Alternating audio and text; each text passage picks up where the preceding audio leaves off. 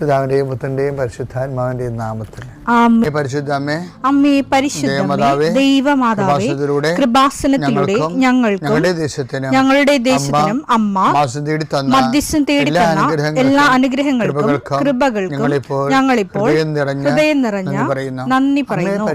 അമ്മേ, പരിശുദ്ധമ്മേ, ദൈവമാതാവേ, 2004 ഡിസംബർ 7 ഉച്ചകഴിഞ്ഞ് 2:30 കൃപാസനത്തിൽ സംഭവിച്ച അമ്മയുടെ പ്രത്യക്ഷപ്പെടലിനെ കുറിച്ച് തിരുസഭയ്ക്ക് സമർപ്പിച്ചിരിക്കുന്ന പഠനരേഖകളുടെ മേൽ സഭാത്മകമായ പഠനം ആരംഭിക്കുവാൻ ഞങ്ങൾ പ്രാർത്ഥിക്കുന്നു. അമ്മേ, പരിശുദ്ധമേ, ഭൂസ്വർലോകങ്ങളുടെ രാജ്ഞിയായ അങ്ങേയ്ക്ക് ഭൗമസംരക്ഷണത്തിനായി പ്രപഞ്ചപ്രകൃതിയെ തന്നെ തിരുസഭ പ്രതിഷ്ഠിക്കുവാൻ ഈ പ്രത്യക്ഷീകരണം വഴി ഇടയാക്കണമേ. പരിശുദ്ധമേ, ജപമാല മാതാവേ, സകല കൃപാസനം പ്രാർത്ഥനയോടും ചേർത്ത് ഞങ്ങളിപ്പോൾ പ്രാർത്ഥിക്കുന്ന ഈ കുടുംബത്തിന്റെ പ്രത്യേക നിയോഗം പറ മക്കളെ.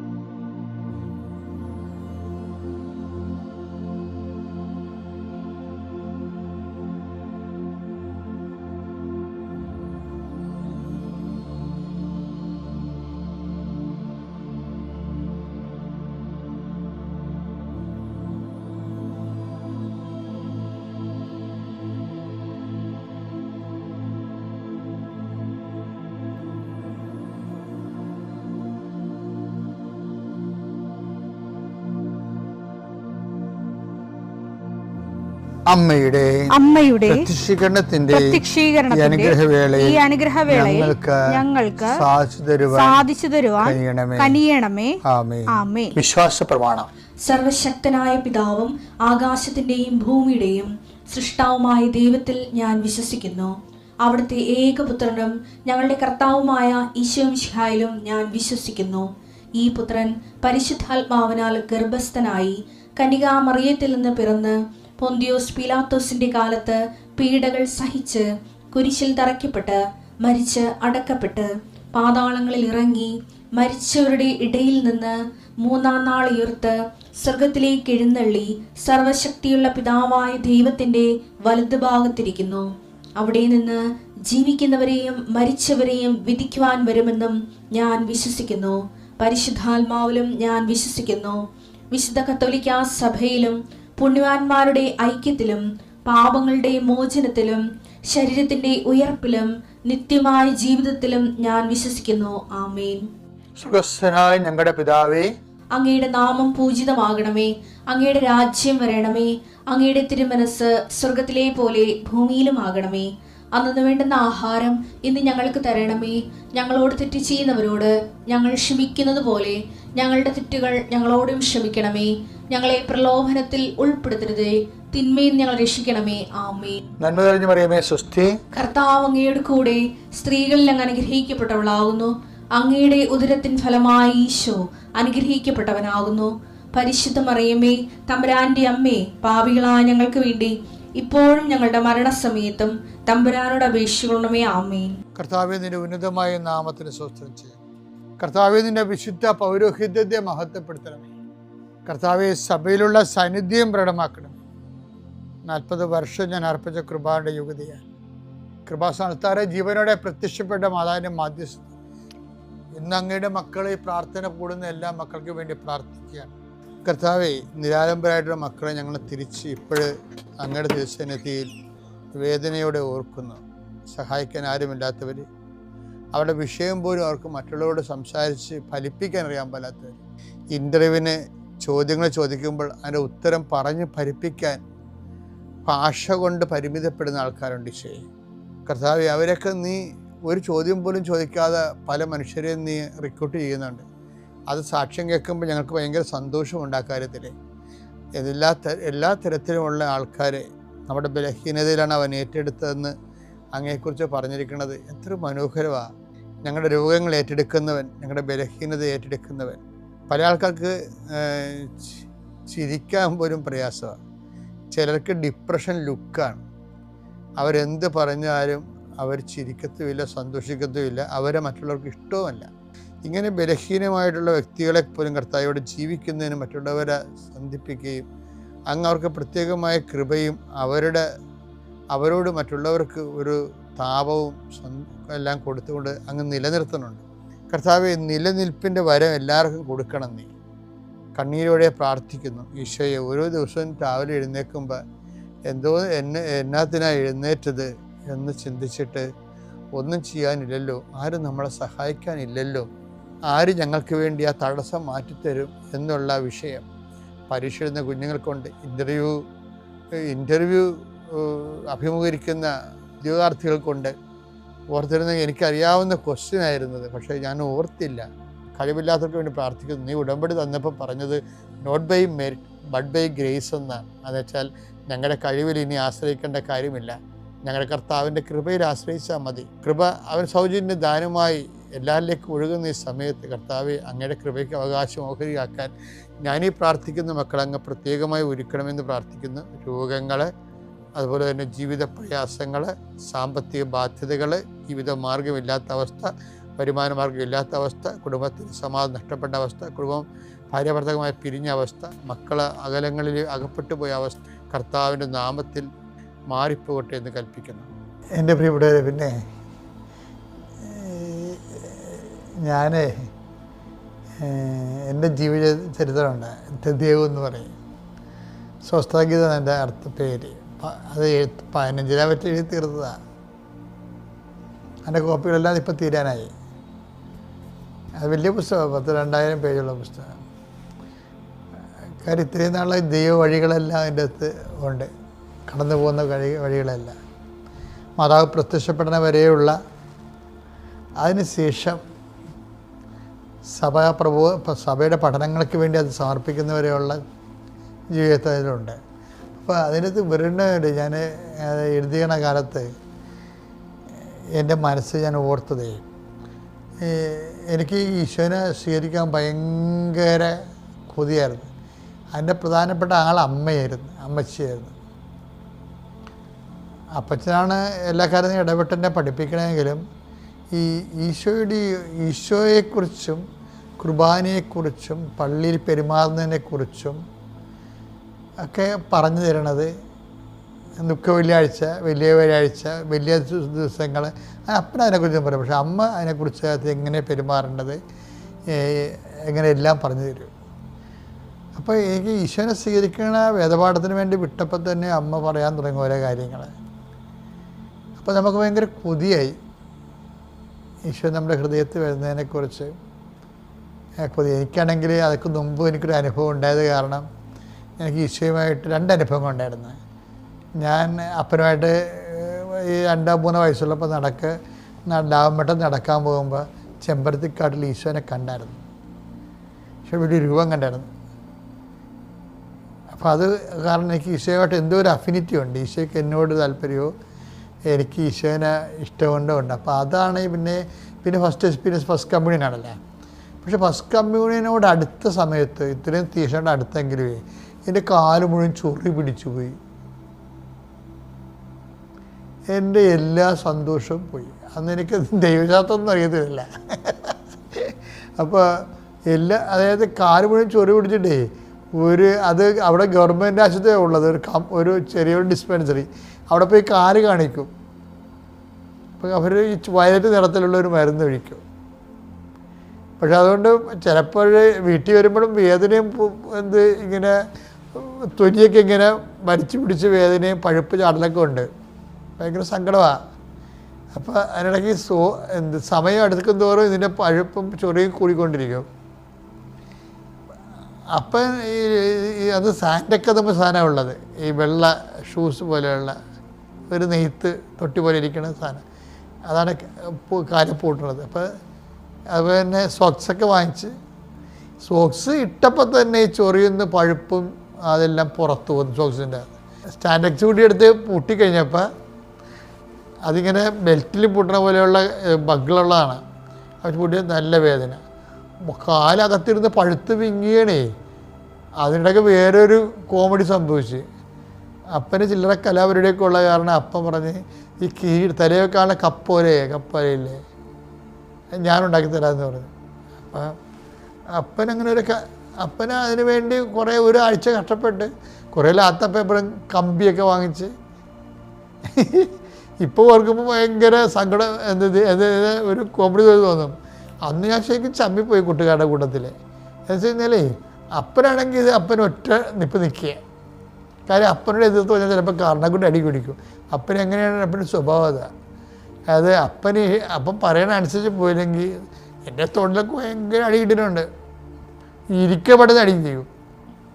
അപ്പോൾ അതുകൊണ്ട് ഞാനൊന്നും വേണ്ടിയില്ല, അപ്പനിട്ട് ചെയ്യണത്. നോക്കിയപ്പോൾ ഈ വീതിയുള്ള ഒരു കിരീടം ഈ മാതാവിൻ്റെ ഒക്കെ തല വെച്ചേക്കണ കിട്ടിയിട്ടില്ല. അതിൻ്റെ വലിയൊരു ടൈപ്പ് ആ സാധനം ഉണ്ടാക്കിയിരിക്കണേ. ഓ എൻ്റെ അമ്മയെ. പിന്നെ അപ്പൻ്റെ സന്തോഷത്തിന് അപ്പം കുറേ മുല്ലപ്പൂ മൊട്ട് 2 മുഴം മൊട്ട് മേടിച്ചിട്ടുണ്ടായിരുന്നു. അതൊക്കെ ഈ കിരീടത്തിൻ്റെ ഇടയ്ക്ക് കെട്ടി. അപ്പം വിചാരിച്ചത് പള്ളി വരുമ്പോൾ വിരിയുമെന്നാണ് വിചാരിച്ചത്. ആര് വിരിയാൻ? അതൊക്കെ അപ്പം ഞാനൊരു ശരിക്കും പരിഹാസ രാജാവായിട്ടാണ് പോകണത്. ശരിക്കും കാലെ പഴുപ്പും വേദനയും അതും മുഖത്ത് ശരിക്കും കാണും. പിന്നെ തലയിൽ ഈ കിരീടം. അപ്പോൾ കുർബാന സ്വീകരണം എന്ന് പറയണതേ വല്ലാത്തൊരു പീഡാസകനമാണ്. മരിച്ചില്ലെന്ന് മാത്രമേ ഉള്ളൂ, പീഡാസകനമാണ്. പിന്നെ ഒരു ആൾക്കാരെ നമുക്ക് കളിയാക്കുമല്ലോ. എനിക്ക് പക്ഷേ കർത്താവാണ് ഇതൊക്കെ ചെയ്തതെന്ന് അറിയത്തില്ലായിരുന്നു. ഞാൻ അപ്പോഴാണ് ഇതൊക്കെ ചെയ്തത് എനിക്കിരുന്നത്. വളർന്നു കഴിഞ്ഞപ്പോഴാണ് മനസ്സിലായത്, നിന്നെ ഞാൻ ആദ്യമായിട്ട് വരുമ്പോൾ നിന്നെ ഞാൻ എന്നെപ്പോലെ ആക്കിയായിരുന്നു.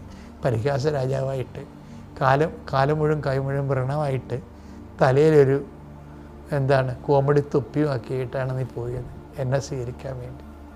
ഇപ്പോൾ ഓർക്കുമ്പോൾ ഭയങ്കര അഭിമാനം തോന്നും. അപ്പനല്ല ചെയ്തത്, കർത്താവാണ് ചെയ്തതെന്ന്. എന്താ കാര്യം? ക്രിസ്തുവിനോട് ബന്ധപ്പെടുന്ന എല്ലാ വിഷയങ്ങളിലും ഒരു സഹനത്തിൻ്റെ കണ്ടൻറ്റ് എപ്പോഴും ഉണ്ടാകും. അത് പുള്ളിക്കാരൻ തന്നെ നമുക്ക് ഈ ആൾക്കാരെ കല്യാണത്തിനൊക്കെ കൊണ്ടുവന്ന് സമ്മാനം തരത്തില്ലേ? കല്യാണത്തിനൊക്കെ കൊണ്ടുവന്ന് നമുക്കൊരു പൊതിയൊക്കെ തരുമല്ല, അതുപോലെ പുള്ളിക്കാരെ കൊണ്ടുവന്ന് തന്നതാണ്. ഇപ്പോഴാണ് ആ സമ്മാനം കിട്ടിയതായിട്ടൊക്കെ ഓർക്കുന്നത്. അന്ന് മുതൽ ഈശോയുമായൊരു ബന്ധമുണ്ട്. എൻ്റെ മക്കളെ, നമുക്കിത് സഹനമാണെങ്കിലും അത് കർത്താവിൻ്റെ കൂടെ സഹിക്കാൻ ഭയങ്കര അതാണ് പൗലോസൊക്കെ ഇത് അഭിനയിച്ച് ആഘോഷിച്ച ആൾക്കാരാണ്. അതാണ് ക്രിസ്തുവിൻ്റെ സഹനത്തിൻ്റെ പോരായ്മ. അതിൻ്റെ കൊളോസ്യസ് 1:24 നിങ്ങളെ പ്രതിയുള്ള പീഡകളിൽ ഞാൻ സന്തോഷിക്കുന്നു. ഞാൻ സന്തോഷിക്കുന്നു. സഭയാകുന്ന തൻ്റെ ശരീരത്തെ പ്രതി, ക്രിസ്തുവിനെ പ്രതിയുള്ള പീഡകളിൽ ഞാൻ സന്തോഷിക്കുന്നു. വേണമെങ്കിൽ നമുക്ക് തിരിച്ചു വായിക്കാം. സഭയാകുന്ന തൻ്റെ ശരീരത്തെ പ്രതി ക്രിസ്തുവിന് സഹിക്കേണ്ടി വന്ന പീഡകളുടെ കുറവ് എൻ്റെ ശരീരത്തിൽ ഞാൻ നികത്തുന്നു. അതായത് ക്രിസ്തു നമ്മൾ ഓൺ ചെയ്ത് കഴിയുമ്പോൾ ക്രിസ്തു നമ്മുടെ ശരീരത്തിൽ കുറച്ച് കലാപരിപാടി നടത്തും. ദിസ് ഈസ് മൈ ബോഡി എന്ന് ക്രിസ്തു പറയണതാണ്. നമ്മൾ കുർബാനയ്ക്ക് എന്താ പറയണത്? ദിസ് ഈസ് മൈ ബോഡി എന്നല്ലേ, ഇതെൻ്റെ ശരീരമാകുന്നു എന്നാണ്. ക്രിസ്തു തിരിച്ചും പറയുന്നുണ്ട്. നമുക്കൊരു സകലം തന്നു കഴിയുമ്പോൾ ക്രിസ്തു പറയും ദിസ് ഈസ് മൈ ബോഡി എന്ന്. അപ്പോൾ നമ്മൾ കുർബാനയായി. പക്ഷേ ക്രിസ്തു നാമത്തിൽ എടുക്കണം, സന്തോഷമായിരിക്കണം സകലങ്ങളിൽ. പിതാവിൻ്റെയും പുത്രൻ്റെയും പരിശുദ്ധാത്മാവിൻ്റെയും. ആദ്യമേ തന്നെ എന്നെ കൃപാസനത്തിൻ്റെ സാക്ഷിയാക്കി ഉയർത്തിയ മാതാവിനും മാതാവിനും ഈശോയ്ക്ക് ഞാൻ ഒരുപാട് നന്ദി പറയണം. എൻ്റെ പേര് ശാലോ മരിയ. ഞാൻ വരുന്നത് എറണാകുളം അങ്കമാലി അതിരൂപതയിലെ കറുകുറ്റി ഫൊറോനിൽ പെടുന്ന സെൻറ്റ് മദർ തെരേസ ചർച്ച് പന്തക്കലിൽ നിന്നാണ്. ഞാൻ ഉടമ്പടി എടുക്കാൻ വേണ്ടി വന്നതൊന്നുമല്ല. ഇവിടെ വന്ന് ജർമ്മൻ പരീക്ഷ എഴുതണതിന് മുന്നേ ഇവിടെ വന്ന് പ്രാർത്ഥിച്ചിട്ട് പോകണം, അത്ര ഉണ്ടായുള്ളൂ. അന്നേരം അമ്മയുടെ അപ്പച്ചൻ്റെ നിർബന്ധപ്രകാരമാണ് ഞാൻ ഉടമ്പടി എടുക്കണം. ഉടമ്പടി എടുക്കുമ്പോഴും 90 ദിവസം അത് കഴിഞ്ഞ് ഈ പരിപാടി നിർത്താം, 90 ദിവസത്തേക്ക് വേണ്ടി മാത്രം എന്തായാലും ഒന്ന് ട്രൈ ചെയ്യാന്നുള്ള രീതിയിലാണ് വന്നത്.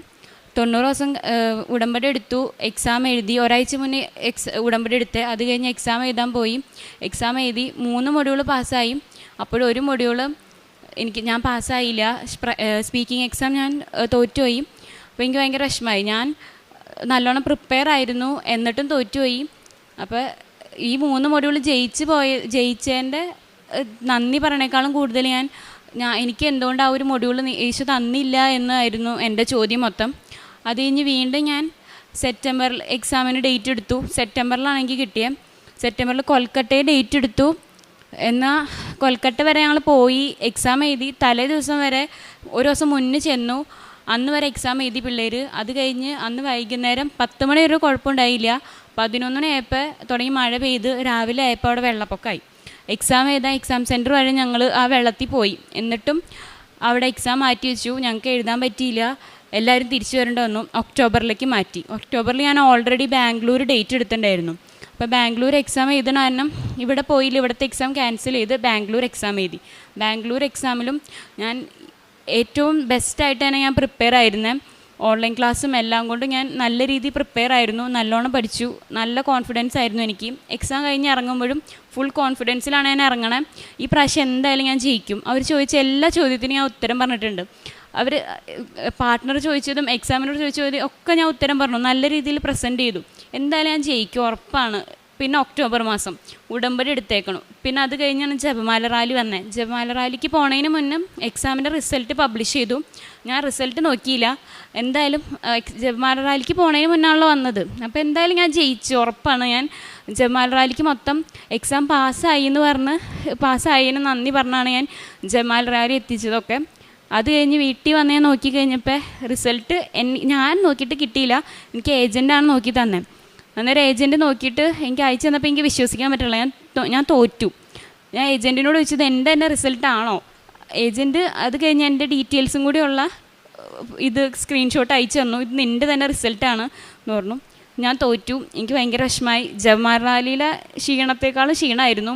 ഭയങ്കര വിഷമമായി. അന്നും ഞാൻ ഈശോയോടും മാതാവിനോടും ചോദിച്ചത്, ഞാൻ ഇതിൽ കൂടുതൽ എന്താ ചെയ്യേണ്ടത്? ഇത്രയൊക്കെ ഞാൻ പ്രിപ്പയർ ചെയ്തിട്ടും ഇത്ര ഞാൻ കഷ്ടപ്പെട്ടിട്ടും ഞാൻ ജയിച്ചില്ല. ഇതിൽ കൂടുതൽ എങ്ങനെ ഞാൻ പ്രിപ്പയർ ചെയ്യാം? എനിക്ക് എന്നിലുള്ള എൻ്റെ പ്രതീക്ഷയൊക്കെ എനിക്ക് പോയി. എനിക്കിനൊരു മെറിറ്റും ഇല്ല. എൻ്റെ പഠിക്കാനുള്ള ഇൻട്രസ്റ്റേ പോയി അതോടുകൂടി. അന്ന് കുറേ കരഞ്ഞു. അതുപോലെ തന്നെ അന്നത്തെ സായന പ്രാർത്ഥന ചൊല്ലിയില്ല. പിറ്റേ ദിവസം പള്ളിയിലും പോയില്ല. അത് കഴിഞ്ഞ് പിന്നെ മാതാവായിട്ട് എന്നെ തോന്നിച്ചതായിരിക്കാം, എന്നെക്കുറിച്ച് ദൈവത്തിനൊരു പദ്ധതി ഉണ്ട്. അതെൻ്റെ നാശത്തിനായിരിക്കില്ല. എന്തായാലും നാശത്തിനായിരിക്കില്ല, എൻ്റെ നന്മയ്ക്കാന്ന് ഉറച്ച് വിശ്വസിച്ചുകൊണ്ട് തന്നെ വീണ്ടും ഉടമ്പടി പുതുക്കാൻ വേണ്ടി ഇവിടെ വന്നു. ഉടമ്പടി പുതുക്കി കാര്യങ്ങളൊക്കെ ചെയ്യണ്ടായിരുന്നു. എന്നിട്ടും എനിക്ക് ഡേറ്റ് ഇടണ്ടായില്ല. മെയിൻ പ്രശ്നം അതായിരുന്നു. എനിക്ക് എക്സാമിന് ഡേറ്റ് ഇടണ്ടായില്ല. ഡിസംബർ 7 ഇവിടെ മാതാവിൻ്റെ പ്രത്യക്ഷീകരണ ദിവസം വന്ന് പ്രാർത്ഥിച്ചപ്പോൾ ഞാൻ പാസ്പോർട്ടും കൊണ്ട് വന്നേ. പാസ്പോർട്ട് ഞാൻ ഈശോയുടെ മാതാവിൻ്റെയും നടയിൽ വെച്ച് പ്രാർത്ഥിക്കുമ്പോൾ എനിക്കൊരു നിയോഗം ഉണ്ടായുള്ളൂ. എൻ്റെ ഈ പാസ്പോർട്ടിൽ വിസ അടിച്ച് തരണം. അത് ഈശോയും മാതാവായിട്ട് മതി. എൻ്റെ ഏജൻറ്റും എൻ്റെ ഏജൻസിയും ഈശോയും മാതാവാണ്. അങ്ങനെ പ്രാർത്ഥിച്ച് ഇവിടുന്ന് പോയി. ജാനുവരി ആയിക്കഴിഞ്ഞപ്പോൾ ഞാനൊരു ഏജൻസിയിലും കോൺടാക്റ്റ് ചെയ്യാൻ ശ്രമിച്ചില്ലായിരുന്നു. എൻ്റെ ആൻറ്റി വഴി ഒരു ഏജൻസിയുടെ നമ്പർ തന്നു. അവരെ കോൺടാക്റ്റ് ചെയ്തു. അവർ 3 മൊഡ്യൂൾ വെച്ച് പേപ്പർ വർക്ക് ചെയ്യാൻ ഓക്കെയാന്ന് പറഞ്ഞു. അങ്ങനെ പേപ്പർ വർക്ക് തുടങ്ങി. എല്ലാം കൊടുത്തിട്ടു. അത് കഴിഞ്ഞ് അപ്പോഴും പ്രാർത്ഥന ഒന്നുള്ളൂ. എക്സാം ആ ഒരു മൊഡ്യൂൾ പാസ്സാവണം. 4 മൊഡ്യൂളായിട്ട് ജർമ്മനി പോകണം. അങ്ങനെയായിരുന്നു. അന്നേരം എക്സാമിൻ്റെ ഡേറ്റ് അപ്പോഴും കിട്ടിയിട്ടില്ല. ഫെബ്രുവരി ആയപ്പോൾ എനിക്ക് ഏജൻസിയിൽ നിന്ന് വിളിച്ചു പറഞ്ഞു, ഒരു ഇൻ്റർവ്യൂ ഉണ്ട് ഹോസ്പിറ്റലിൻ്റെ, അറ്റൻഡ് ചെയ്യും, 3 മൊഡ്യൂൾ അവർക്ക് ഓക്കെയാന്ന് പറഞ്ഞു. അന്നേരം ആ ഇൻ്റർവ്യൂ അറ്റൻഡ് ചെയ്തു. അപ്പോഴും സ്പ്രഹൻ എക്സാം സ്പീക്കിംഗ് എക്സാം പാസ്സാവാത്ത ഞാൻ എങ്ങനെ ഇൻ്റർവ്യൂ പാസ്സാവും? അതായിരുന്നു അടുത്ത ചോദ്യം എൻ്റെ. അത് കഴിഞ്ഞ് പിന്നെ ഞാൻ ഉടമ്പടി വസ്തുക്കളായ നേർച്ച വസ്തുക്കളും ഒക്കെ കൊണ്ടാണ് പോയി. ഒരു കയ്യിൽ കൊന്തയും ഒരു കയ്യിൽ കാശിരൂപം പിടിച്ചാണ് ഞാൻ ഇൻ്റർവ്യൂ അറ്റൻഡ് ചെയ്തത്. ഓൺലൈനായിരുന്നു ഇൻ്റർവ്യൂ. എൻ്റെ എംപ്ലോയർ എന്നോടൊരു ചോദ്യം ചോദിച്ചില്ല. എൻ്റെ അടുത്ത് ചോദിച്ചതൊക്കെ എൻ്റെ ഏജൻസിയുടെ റെപ്രസെൻറ്റേറ്റീവാണ്. ചോദിച്ച ചോദ്യങ്ങൾക്കൊക്കെ ഞാൻ ഉത്തരം പറഞ്ഞു. അവിടെയും ഞാൻ പറഞ്ഞു എനിക്ക് ഡേറ്റ് കിട്ടണില്ല, ഒരു മൊഡ്യൂൾ ഞാൻ എക്സാം പാസ്സായിട്ടില്ല എന്നുള്ള കഥയൊക്കെ. അത് കഴിഞ്ഞ് റിസൾട്ട് അറിയണില്ല. സാധാരണ ഇൻ്റർവ്യൂ റിസൾട്ടൊക്കെ 1-2 ദിവസം കൂടി വന്ന ഒരാഴ്ചയ്ക്കുള്ളിൽ അറിയും. എൻ്റെ റിസൾട്ട് അറിയണില്ല. ഒരാഴ്ച കഴിഞ്ഞു. അപ്പോൾ ഞാൻ അതിനെക്കുറിച്ച് ടെൻഷൻ അടിച്ച് ഈ രാവിലത്തെ അവർ ഡെയിലി ബ്രെഡ് പ്രാർത്ഥനയുടെ സമയത്ത് നിയോഗം വെച്ച് പ്രാർത്ഥിക്കുമായിരുന്നു. അന്ന് എന്നെ കൃത്യം അച്ഛൻ പറഞ്ഞു, 7 ദിവസത്തിനുള്ളിൽ 7-ാം തീയതി ഡേറ്റ് കാണിക്കുന്നുണ്ട്, 7-ന് തീരുമാനമാവും നിങ്ങൾ വിഷമിക്കുന്ന കാര്യമൊന്നും. കൃത്യം 27-ാം തീയതി എൻ്റെ റിസൾട്ട് വന്നു, ഞാൻ ഇൻ്റർവ്യൂ പാസ്സായി. അങ്ങനെ ഇൻ്റർവ്യൂ പാസ്സായി കഴിഞ്ഞ് പിന്നത്തെ പ്രശ്നം കോൺട്രാക്റ്റാണ്. അപ്പോൾ ഞാൻ ചോദിച്ചവരൊക്കെ പറഞ്ഞു ഇൻ്റർവ്യൂ ഒക്കെ എല്ലാവരും പാസ്സാവും, കോൺട്രാക്റ്റാണ് കിട്ടാത്തത്, കോൺട്രാക്റ്റ് കിട്ടിയില്ലെങ്കിൽ ഒന്നും നടക്കില്ല കേട്ടോ എന്ന് പറഞ്ഞു. പിന്നത്തെ ടെൻഷൻ മൊത്തം കോൺട്രാക്റ്റായി. കോൺട്രാക്റ്റ് വരാനും വൈകി. ആദ്യം വന്നു എന്ന് പറഞ്ഞ് അവർ വിളിച്ചെങ്കിലും പിന്നെ അവർ പറഞ്ഞു ഇപ്പോൾ വരണ്ട, കുറച്ച് പ്രശ്നമുണ്ട് എന്ന് പറഞ്ഞു. അത് കഴിഞ്ഞ് പിന്നെ വീണ്ടും ഞാനിങ്ങനെ എല്ലാ ദിവസവും ഡെയിലി ബ്രെഡിൽ പ്രാർത്ഥിക്കും. ഒരു ദിവസം പ്രാർത്ഥിച്ചപ്പോൾ അച്ഛൻ ഇങ്ങനെ പറഞ്ഞു, ഒരാഴ്ചയ്ക്കുള്ളിൽ തീരുമാനമാവട്ടോ നിങ്ങൾ വിഷമിക്കണ കാര്യമെന്ന്. കൃത്യം ഒരാഴ്ച തീരണതിന് മുന്നേ എനിക്ക് ഏജൻസിയിൽ നിന്ന് വിളി വന്നു, കോൺട്രാക്റ്റ് വന്ന് സൈൻ ചെയ്തോളാൻ. കോൺട്രാക്റ്റ് സൈൻ ചെയ്തു. അപ്പോഴും എൻ്റെ ആ ഒരു മൊഡ്യൂളിൻ്റെ ഡേറ്റ് ഇതുവരെ കിട്ടിയിട്ടില്ല. മെയ് 15-ാം തീയതി ആയി. മെയ് 15-ാം തീയതിക്ക് ഡേറ്റ് എടുക്കാൻ വേണ്ടി ഞാൻ കൊടുത്തു. 15 അല്ലെങ്കിൽ 14 ഡേറ്റ് അങ്ങനെയായിരുന്നു. ഞാൻ രണ്ടാമത് വന്ന് ഉടമ്പടി പുതുക്കി. ഇവിടെ വന്ന് പുതുക്കിയിട്ട് പോകുമ്പോൾ നിയോഗത്തിൽ അത്രയും നാളും എൻ്റെ കഴിവുകൊണ്ട് ഞാൻ ജയിക്കുമെന്ന് വെച്ച് ഉടമ്പടിയിൽ എക്സാം പാസ്സാവണ കാര്യമൊന്നും ഞാൻ വെച്ചിട്ടുണ്ടായില്ല. പിന്നത്തെ രണ്ടാമത്തെ ഉടമ്പടി പുതുക്കിയപ്പോൾ മെയ് 15-ന് എഴുതണ എക്സാം പാസ്സാവണമെന്ന് ഞാൻ വെച്ചു. അപ്പോൾ ഡേറ്റ് കൺഫേം അല്ലായിരുന്നു, എന്നാലും ഞാൻ വെച്ചു 15-ന്ന്. അന്ന് വൈകുന്നേരം വീട്ടിൽ ചെന്നപ്പോഴേക്കും എനിക്ക് മെയിൽ വന്നു 15-ാം തീയതി എക്സാം കൊച്ചിയിൽ വെച്ച്. അങ്ങനെ ആ എക്സാം പിന്നെ വീണ്ടും വന്ന് ഹോൾ ടിക്കറ്റ് കൊണ്ടുവന്ന് ഞാൻ ഇവിടെ അച്ഛൻ്റെ നിന്ന് ബ്ലെസ്സിങ് വാങ്ങാൻ വേണ്ടി കൊണ്ടുവന്നു. ഹോൾ ടിക്കറ്റും പിന്നെ ഞങ്ങളൊരു 3 വർഷം 2023 കുറച്ച് പൈസ ഒരു ഏജൻസി കൊടുത്തിട്ടായിരുന്നു. അതിന് ഇപ്പോൾ 26 ഒരു തീരുമാനമില്ല, പ്രോസസ്സിങ് നടക്കുന്നില്ല, പൈസയും കിട്ടണില്ല, അങ്ങനത്തെ അവസ്ഥയായിരുന്നു. അപ്പോൾ അതിൻ്റെ ബില്ലടച്ചതിൻ്റെ അതിൻ്റെ ക്യാഷ് അയച്ചതിൻ്റെ റെസിപ്റ്റ് ഞങ്ങളുടെ കയ്യിലുണ്ടായിരുന്നു. ആ റെസിപ്റ്റ് ഞാൻ ഇതിൻ്റെ കൂടെ വെച്ച് അച്ഛനന്ന് അച്ഛൻ്റെ നിന്ന് ബ്ലെസ്സിങ് വാങ്ങാൻ വന്നപ്പോൾ ഞാൻ ഇതിൻ്റെ കൂടെ വെച്ചായിരുന്നു. അച്ഛൻ മാതാവിൻ്റെ അടുത്ത് ഈശോയുടെ അടുത്തൊക്കെ കൊണ്ടുവച്ച് പ്രാർത്ഥിച്ചു. അത് കഴിഞ്ഞ് അച്ഛൻ ഇതുപോലെ ഡെയിലി ബ്രെഡിൽ പറഞ്ഞു 40 ദിവസത്തിനുള്ളിൽ നിങ്ങൾ വിഷമിക്കണ കാശിൻ്റെ കാര്യത്തിൽ തീരുമാനമാവുമെന്ന്. 40 ദിവസം 3 വർഷമായിട്ട് ഒരു തീരുമാനമാവാത്ത കാര്യം 40 ദിവസത്തിനുള്ളിൽ തീരുമാനമാക്കി തന്നു. ഞങ്ങൾക്ക് ആ കാശ് തിരിച്ച് കിട്ടി മൊത്തമായിട്ട്. അതുപോലെ തന്നെ മെയ് 15-ൻ്റെ എക്സാം എഴുതാൻ പോയപ്പോഴും ഞാനിവിടെ വന്ന് ജർമ്മൻ കൃപാസനത്തിൻ്റെ പത്രം വാങ്ങിച്ചുകൊണ്ടാണ് പോയേ. ആ പത്രം കൊണ്ട് എക്സാം സെൻറ്ററിൽ വന്ന പിള്ളേർക്കൊക്കെ കൊടുത്തു. സാധാരണ എക്സാമിന് കയറണതിന് എക്സാമിൻ്റെ ആ പുറത്ത് വെയിറ്റ് ചെയ്യുന്ന ടൈമിലൊക്കെ എക്സാം ടോപ്പിക്കുകളെ കുറിച്ച് മാത്രം ചർച്ച ചെയ്തുകൊണ്ടിരുന്ന ഞാനായിട്ടല്ല പിള്ളേരായിട്ട് എൻ്റെ അടുത്ത് പത്രം കൊടുത്ത് തന്നെ മാതാവിൻ്റെ കാര്യവും കൃപാസനത്തിൻ്റെ കാര്യമൊക്കെ ചോദിക്കാൻ തുടങ്ങി. എക്സാമിന് കാരണം വരെ മാതാവിൻ്റെയും കൃപാസനത്തിൻ്റെ കാര്യമൊക്കെ ഞാൻ അവിടെ ഇരുന്ന് അവരോട് സംസാരിക്കുകയായിരുന്നു. അത് കഴിഞ്ഞ് എക്സാമിന് കയറുമ്പോഴും എൻ്റെ പാർട്ണർ എന്നോട് പറഞ്ഞു ഞാൻ ഒന്നും പഠിച്ചിട്ടില്ല കേട്ടോ എന്ന് പറഞ്ഞു. ഞാൻ അപ്പോൾ പറഞ്ഞു ഞാനും ഒന്നും പഠിച്ചിട്ടില്ല എന്ന് പറഞ്ഞ് കയറി. എക്സാമിന് ടോപ്പിക്ക് കിട്ടി. ഫസ്റ്റത്തെ ടോപ്പിക്ക് കുഴപ്പമില്ല, സെക്കൻഡ് ടോപ്പിക്ക് എനിക്കൊന്നും അറിയില്ല. എനിക്കതിനെക്കുറിച്ച് വലിയ പിടിയില്ല, ടോപ്പിക്കിനെ കുറിച്ച് ഞാൻ പ്രിപ്പയർ ആയിരുന്നില്ല ടോപ്പിക്ക്. അപ്പോൾ ഞാൻ വെച്ചാൽ എന്തായാലും ഇനിയിപ്പോൾ തീരുമാനമായി ഈ കാര്യത്തിലും. എന്നിട്ട് എൻ്റെ കയ്യിൽ കൃപാസനത്തിൻ്റെ ഉപ്പ് ഉണ്ടായിരുന്നു. ആ ഉപ്പ് ഞാൻ ആ പേപ്പറിലിട്ടിട്ട് ഞാൻ പ്രാർത്ഥിച്ചു, ഇനി എൻ്റെ മെറിറ്റിലൊന്നും നടക്കില്ല, മാതാവിൻ്റെ മെറിറ്റിലാണ് നടക്കുള്ളൂ എന്ന് പറഞ്ഞു. അതുപോലെ തന്നെ എക്സാം അറ്റൻഡ് ചെയ്തു. എക്സാം അറ്റൻഡ് ചെയ്യുമ്പോഴും സാധാരണ ഫോളോ ചെയ്യുന്ന സ്ട്രക്ചർ ഒന്നും ഞാൻ ഫോളോ ചെയ്തിട്ടില്ല. ഡിസ്കഷൻ ആണെങ്കിൽ ഏറ്റവും അലമ്പായിട്ട് ചെയ്തത് ഞാനും എൻ്റെ പാർട്ട്ണറും അലമ്പായിരുന്നു. മൊത്തത്തിൽ പറഞ്ഞു കഴിഞ്ഞാൽ എക്സാം എന്തായാലും പൊട്ടുമെന്ന് ഉറപ്പായി. ഇതുവരെ ചെയ്തതിൽ ഏറ്റവും അലമ്പ് എക്സാം. നല്ലോണം ചെയ്തിട്ട് ജയിക്കാത്ത ഞാനാണ് ഇനി ഇങ്ങനെ ചെയ്താൽ ജയിക്കണേ, അതായിരുന്നു എൻ്റെ ഇത്. അതും കൊണ്ട് പ്രാർത്ഥിച്ച് മാതാവിൻ്റെ അടുത്ത് ഞാൻ പ്രാർത്ഥിച്ചു, ഇനി ഞാൻ എക്സാം എഴുതില്ല കേട്ടോ, ഇനി എനിക്ക് വയ്യ നാണം കെടാൻ, ഇനി ഞാൻ എക്സാം എഴുതില്ല. 3ാമത്തെ പ്രാവശ്യമാണ്, ഈ പ്രാവശ്യം ജയിപ്പിക്കണമെങ്കിൽ ജയിപ്പിച്ചാൽ മതി, അല്ലെങ്കിൽ എനിക്ക് ജയിക്കണ്ട, മാതാവായിട്ട് ജയിപ്പിച്ചാൽ മതി. അങ്ങനെയായിരുന്നു എൻ്റെ പ്രാർത്ഥന. അതുപോലെ തന്നെ പിന്നെ എക്സാമിൻ്റെ റിസൾട്ട് വരാൻ 45 ദിവസം എടുക്കും കൊച്ചിയിൽ. അപ്പോഴേക്കും ഞങ്ങൾക്ക് BFSന് ഡേറ്റ് എടുത്തു. ഫസ്റ്റ് ഡേറ്റ് എടുത്തു. ഡേറ്റ് കിട്ടിയപ്പോൾ സമാധാനിച്ചു. എല്ലാവർക്കും ഡേറ്റ് കിട്ടാതിരിക്കുന്നതാണ് പ്രശ്നം, എനിക്ക് ഡേറ്റ് കിട്ടിയില്ലോന്ന്. അപ്പോൾ കാറ്റഗറി മാറിപ്പോയി. മെയ് വരെ ആ കാറ്റഗറിയിൽ നഴ്സുമാർക്കും നഴ്സിംഗ് പഠിക്കുന്ന പിള്ളേർക്കും പോകായിരുന്നു. മെയ് കഴിഞ്ഞ് എനിക്ക് ജൂണിലാണ് ഡേറ്റ് എടുത്തേക്കണേ. ജൂൺ ആയപ്പോഴേക്കും ആ കാറ്റഗറിയിൽ നഴ്സിംഗ് ജോലി ചെയ്യാൻ മാത്രം പോകാൻ ആയി. അപ്പോൾ പിന്നെ ആ ഡേറ്റ് പോയി. പിന്നെ വീണ്ടും ജൂൺ 15-ാം തീയതിക്ക് VFSന് ഡേറ്റ് എടുത്തു. ബാംഗ്ലൂർ എടുത്തു കിട്ടി. അപ്പോഴും എൻ്റെ റിസൾട്ട് വന്നിട്ടില്ല. 4 മൊഡ്യൂളായിട്ട് VFSൽ പോകണമെന്നായിരുന്നു. VFS ഓഫീസിൽ ജർമ്മന് റിജക്ഷൻ എപ്പോഴും ഉള്ളതാണ്. പിന്നെ 4 മൊഡ്യൂൾ ഉള്ളവർ വരെ വെറുതെ ഇരിക്കുന്നു, അവർക്ക് വരെ റിജക്ഷൻ കിട്ടിയിരിക്കണം. അപ്പം ഞാൻ ഈ 3 മൊഡ്യൂളും വെച്ചുകൊണ്ട് എങ്ങനെ എന്നായിരുന്നു എൻ്റെ ചിന്ത.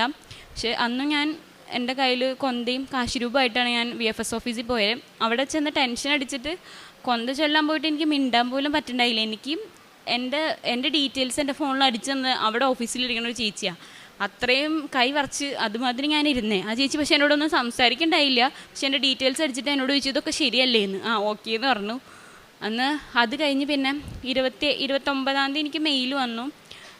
എക്സാമിൻ്റെ ആദ്യം വന്നേ. എക്സാമിൻ്റെ എനിക്ക് റിസൾട്ട് എനിക്ക് സർട്ടിഫിക്കറ്റ് വന്നിട്ടുണ്ടെന്ന് പറഞ്ഞാൽ മെയിൽ ആദ്യം വന്നേ. അപ്പോൾ ഞാൻ സാധാരണ കൊച്ചിയിൽ റിസൾട്ട് പബ്ലിഷ് ചെയ്തു എന്ന് പറഞ്ഞാണ് വരാറ്. ഇതെന്ത് ഇങ്ങനെ വന്നേ? അപ്പോൾ ഞാൻ അടുത്തുള്ള കൊച്ചിനോട് ചോദിച്ചു പറഞ്ഞു എടി ഇത് നീ പാസ്സായിട്ടുണ്ടാവും അതായിരിക്കും.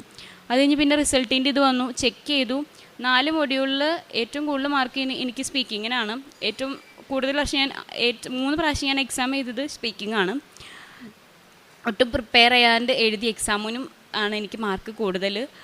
അതുപോലെ തന്നെ VFSൻ്റെ മെസ്സേജ് വന്നു, വിസ ഡിസ്പാച്ച് ആയിട്ടുണ്ട്. എനിക്ക് ജൂലൈ 1-ാം തീയതി എൻ്റെ കയ്യിൽ വിസ കിട്ടി. എനിക്ക് സെപ്റ്റംബറിൽ ഇൻടേക്കിൽ പോകാം ജർമ്മനിക്ക്. എനിക്ക് ഇത്രയും അനുഗ്രഹമൊക്കെ തന്ന മാതാവിനും ഈശോയ്ക്ക് 1000 നന്ദി. പിന്നെ കാരുണ്യപ്രവർത്തിയിലായിട്ട് ഞാൻ ചെയ്തുകൊണ്ടിരുന്നത്, ഞാൻ ഓൾഡ് ഏജ് ഹോമിൽ പോകാറുണ്ട്. എൻ്റെ വീടിൻ്റെ അടുത്തുള്ള ഞങ്ങളുടെ അവിടെയുള്ളൊരു ഓൾഡ് ഏജ് ഹോമിൽ പോവും. അവിടെ ചെന്ന് രാവിലെ പോയി അവരുടെ ഡെയിലി റൊട്ടീൻസൊക്കെ ചെയ്യാൻ അവരെ സഹായിക്കും. പിന്നെ അവർക്ക് ഫുഡൊക്കെ കൊടുക്കുക, അവരോട് വർത്തമാനം പറയാം. അങ്ങനെയായിരുന്നു. പിന്നെ പ്രേക്ഷിത പ്രവർത്തനം ആദ്യമൊന്നും എനിക്ക് അതിനെക്കുറിച്ച് വലിയ പിടി ഉണ്ടായില്ല. ഇവിടെ ഉടമ്പടി എടുത്തിട്ട് പോകുമ്പോൾ ഞങ്ങൾ ബസ്സിൽ പോകുമ്പോൾ ബസ്സിൽ ഈ പത്രം കണ്ട് ചോദിച്ച ചേച്ചിമാർക്ക് മാത്രമേ ഞങ്ങൾ പത്രം കൊടുത്തുള്ളായിരുന്നു. അത്രയും പോലും അറിയില്ലായിരുന്നു ഇതിനെക്കുറിച്ച്. പിന്നെ ഞാൻ ഇവിടെ വരുമ്പോൾ എപ്പോഴും പത്രം വാങ്ങിക്കൊണ്ട് പോവും, കാണുന്നവർക്കൊക്കെ കൊടുക്കും. ജർമ്മൻ്റെ പത്രം വരെ ഞാനിപ്പം കൊടുത്തു. പിന്നെ ആത്മീയ ജീവിതത്തിൽ വന്ന ഏറ്റവും വലിയ വളർച്ച, പള്ളിയിൽ എങ്ങനെ പള്ളിയിൽ പോകാണ്ടിരിക്കാം, എങ്ങനെ കുർബാന ചൊല്ലാണ്ടിരിക്കാം എന്നാണ് ഞാൻ ആലോചിച്ചുകൊണ്ടിരുന്നത്. മടിയായിരുന്നു ചെയ്യാനായിട്ട്. കുടുംബ പ്രാർത്ഥനയിൽ പങ്കെടുക്കാനും കുർബാനയ്ക്ക് പോകാനൊക്കെ ആയിട്ട് ഓരോ ഉഡായിപ്പ് കണ്ടുപിടിക്കും പോകാണ്ടിരിക്കാനായിട്ട്. പക്ഷെ ഇപ്പോൾ ഒരു ദിവസം പോലും മുടങ്ങാണ്ട് പോകാൻ ഞാൻ ശ്രമിച്ചു തുടങ്ങി. ഒരു നിവൃത്തി ഉണ്ടെങ്കിൽ ഞാൻ എങ്ങനെയില്ലെങ്കിൽ ഞാൻ പള്ളിയിൽ കുർബാനയ്ക്ക് പോകും, വീട്ടിൽ പ്രാർത്ഥന എത്തിക്കും. എല്ലാം എനിക്ക് ഒന്നേ പറയാനുള്ളൂ, പ്രശ്നങ്ങൾ വരും. ഉടമ്പടി എടുത്തു എന്ന് വെച്ച് പ്രശ്നം ഉണ്ടാവില്ല എന്നാരും വിചാരിക്കേണ്ട. എൻ്റെ ചിന്ത അങ്ങനെയായിരുന്നു. ഉടമ്പടി എടുത്താൽ ഒരു പ്രശ്നം ഉണ്ടാവില്ല, ഒക്കെ സെറ്റാണ്. പക്ഷേ ഉടമ്പടി എടുത്താലും പ്രശ്നങ്ങളൊക്കെ വരും. പക്ഷെ അതെങ്ങനെ ഹാൻഡിൽ ചെയ്യണമെന്നുള്ളതും മാതാവ് നമുക്ക് കാണിച്ചു തരും. നമ്മുടെ കൂടെ ഉണ്ടാവും മാതാവ്. ദൈവം നമുക്ക് താങ്ങാൻ പറ്റുന്ന കുരിശേ നമുക്ക് തരുള്ളൂ, അത് ഉറപ്പാണ്. എൻ്റെ കാര്യത്തിൽ അത് എനിക്ക് ഏറ്റവും നല്ലോണം പറയാൻ പറ്റും. കാരണം എൻ്റെ കാര്യത്തിൽ ഒന്നൊഴിയാത്ത പ്രശ്നങ്ങളായിരുന്നു. പക്ഷേ ആ പ്രശ്നങ്ങളൊക്കെ മാറ്റി ഇന്ന് എൻ്റെ മാതാവ് എന്നെ ഇവിടെ കൊണ്ട് നിർത്തി. കുറേ നാളത്തെ ആഗ്രഹമായിരുന്നു ഇവിടെ വന്ന് സാക്ഷ്യം പറയണമെന്നുള്ളത്. ഇത്രയും അനുഗ്രഹങ്ങൾ ചെയ്തെന്ന മാതാവിനും ഈശോയ്ക്കും 1000 നന്ദി. പ്രഭാഷകൻ്റെ പുസ്തകം 51-ാം അധ്യായം 11 മുതലുള്ള വാക്യങ്ങൾ.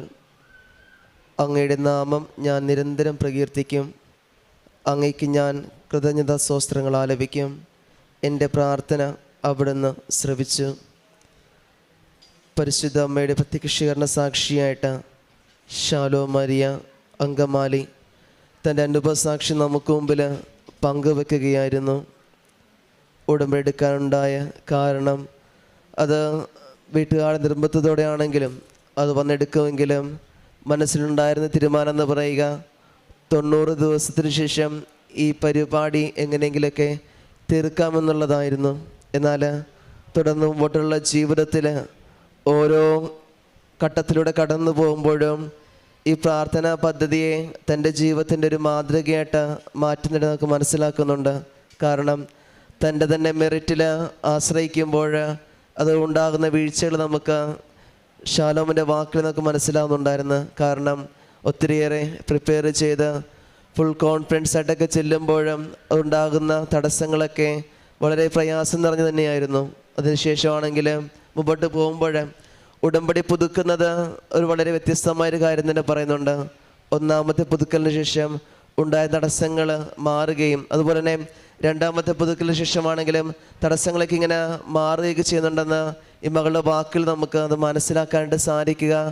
ചില ഘട്ടങ്ങളെയൊക്കെ നമ്മൾ തരണം ചെയ്ത് മുമ്പോട്ട് പോകണമെങ്കിൽ നമ്മളെ തന്നെ ഒന്ന് പുതുക്കലേണ്ട ഒരു ആവശ്യം. അതുകൊണ്ടാണ് ഉടമ്പടിയിൽ നമ്മൾ ചെയ്യുക. ഉടമ്പടി പുതുക്കി കഴിയുമ്പോൾ പരിശുദ്ധ അമ്മയുടെ ഇടപെടലിലൂടെ നിരവധിയായ മാർഗങ്ങൾ നമുക്ക് കാട്ടിത്തരികയും ചെയ്യും. അതോടൊപ്പം തന്നെ ഇൻ്റർവ്യൂക്ക് പാസ്സാവുന്ന സമയത്താണെങ്കിലും കടന്നു പോകുന്ന ഘട്ടങ്ങളിലാണെങ്കിലും അത് തൻ്റെ കയ്യിലൊന്നും നിൽക്കത്തില്ല എന്നുള്ളൊരു പൂർണ്ണ ബോധ്യത്തിൽ പരിശുദ്ധ അമ്മയോട് പൂർണ്ണമായിട്ട് ആശ്രയിച്ചുകൊണ്ട് അവിടുത്തെ കൃപയാൽ മാത്രമേ എനിക്കത് ലഭിക്കുന്നുള്ളൊരു ഉറച്ച വിശ്വാസം തന്നെയാണ് ഈ മകളെ മുമ്പോട്ട് പോകുവാനും ജർമ്മനിയിലൊക്കെ പാസ്സാകാനായിട്ട് വിസയൊക്കെ റെഡിയാകാനായിട്ടൊക്കെ സാധിക്കുകയും ചെയ്യുന്നത്. കാരണം ഓരോ ധ്യാനത്തിലൊക്കെ പങ്കെടുക്കുമ്പോഴാണെങ്കിലും അച്ഛൻ പറഞ്ഞ വാക്കുകളൊക്കെ കേൾക്കുമ്പോൾ ഒരാഴ്ചക്കുള്ള തടസ്സങ്ങളൊക്കെ മാറുന്നു പറയുമ്പോഴും തൻ്റെ ജീവിതത്തിൽ അത് പൂർണ്ണമായിട്ടും പരിശുദ്ധ ഇടപെടലിലൂടെ അത് പൂർണ്ണമായിട്ടൊക്കെ മാറി ലഭിക്കുകയും ചെയ്യുന്നുണ്ട്. കാരണം നിരവധിയായ തടസ്സങ്ങൾ ഉണ്ടായിരുന്നെങ്കിലും ആ തടസ്സങ്ങളെയൊക്കെ പൂർണ്ണമായിട്ടും തരണം ചെയ്യാനായിട്ട് ഈ മകളെ സഹായിക്കുക ചെയ്തത്